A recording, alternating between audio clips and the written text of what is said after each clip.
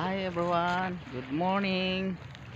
Andito ako ngayon sa may Port of San Agustin, Romblon. Ito ang kanyang port. Yan ngayon yung truck namin. Naka-standby pa kasi mamayang hapon para darating yung barko na sasakyan namin patawid ng Lucena. Yan. Ito siya. Ito yung bundok ng Romblon. Ito yung kanyang pantalan. Yan. San Agustin Fort. Yan. San Agustin Fort. Doon si baba ng bundok ko. Yan.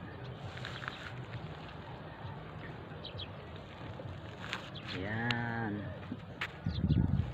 Ito yung itong Romblon ay isang pulo-pulong isla. Yun ang Romblon sa kabilang side. Yan. Kung saan sumikat yung araw, yun ang Romblon.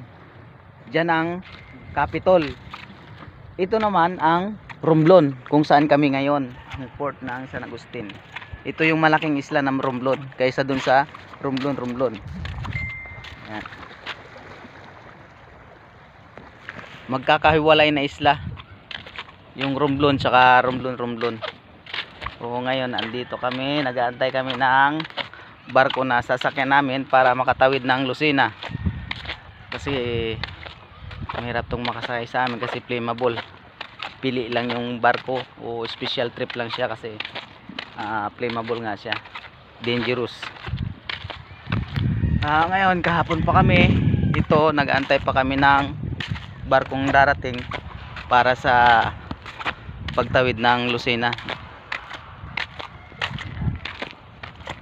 Kaya andito lang kami ngayon. Ayan yung aming truck.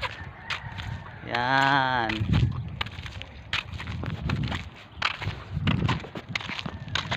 Ito yung kaya bibidyo muna ako para mayroon akong may upload sa aking YouTube channel. Ayan. Okay, oh ganda oh. Ito ang kanyang view. Ito yung isla ng Romblon, San Agustin. Yan.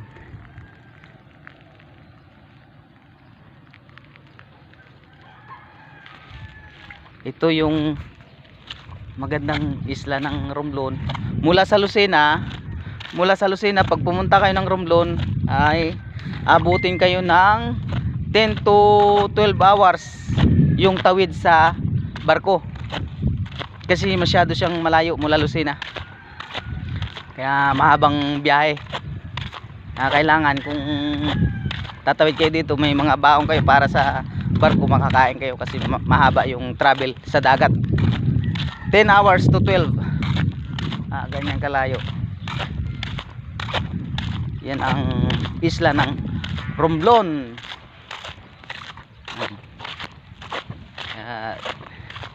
Simpo kami na dito nag-deliver kaya nakarating kami dito sa isla na ito.